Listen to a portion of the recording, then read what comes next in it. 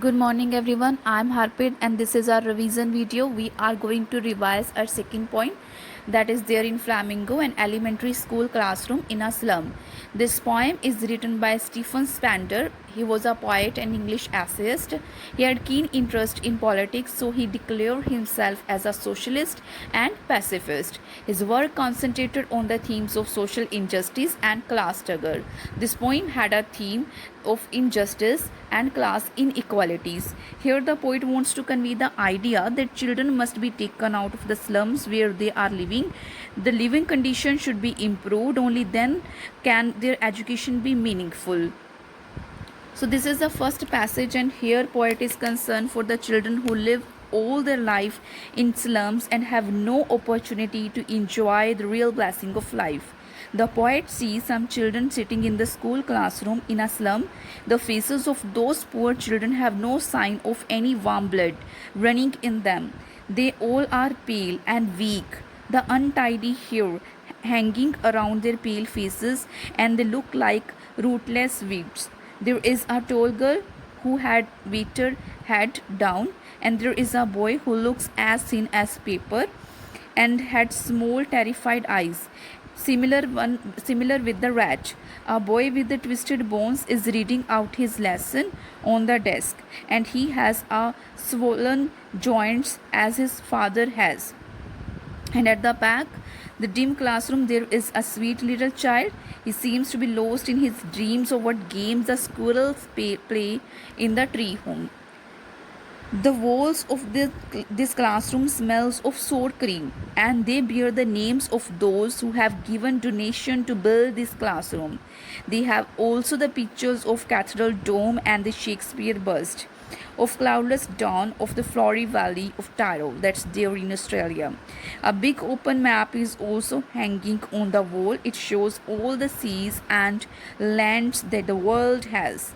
But the world that these poor children see is not this world of map. It is the world they see from the windows of the classroom. This is a world that shows them only foggy street under a dull sky.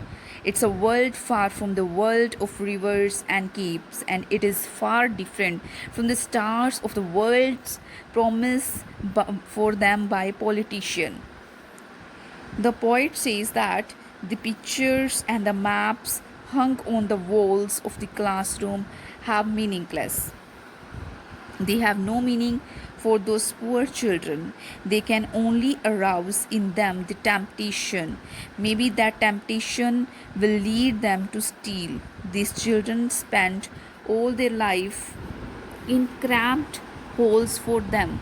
Life is all foggy and endless night. There is no energy left in their body, and that's why it will be wicked to talk of Shakespeare to those poor children. And showing them the map is an example of the world that will lead a bad example. They have on their body a skin through which all the bones are clearly visible. They are wearing spectacles with the second-hand steel frame, and in which the glass has been readjusted. They look like the bits of broken bottles lying on the stones, and all the time of these poor children is spent in foggy slum, and they know of no other place. So it would be better to blot their maps with the slum as big as Dome.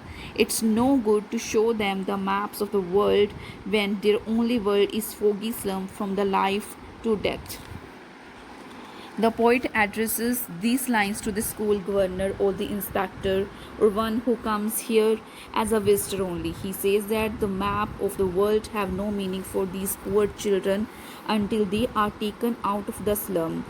Their lives are spent in the foggy street that are the kind of catacombs, and the poet calls upon the governor, the inspector, and the visitor to break these windows and let these children move out of their town where they can see green field and where they can play on the gold colored sand under the blue sky. Thus, when they have no worries or cares in their life, they will do well in their study also. The white leaves of the books and the green leaves of the trees can play an equally important role in their growth.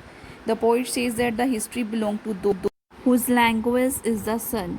In other words, those who are free to enjoy anything under the sun. So this is our poem, and this is a summary, and thank you. Have a nice day.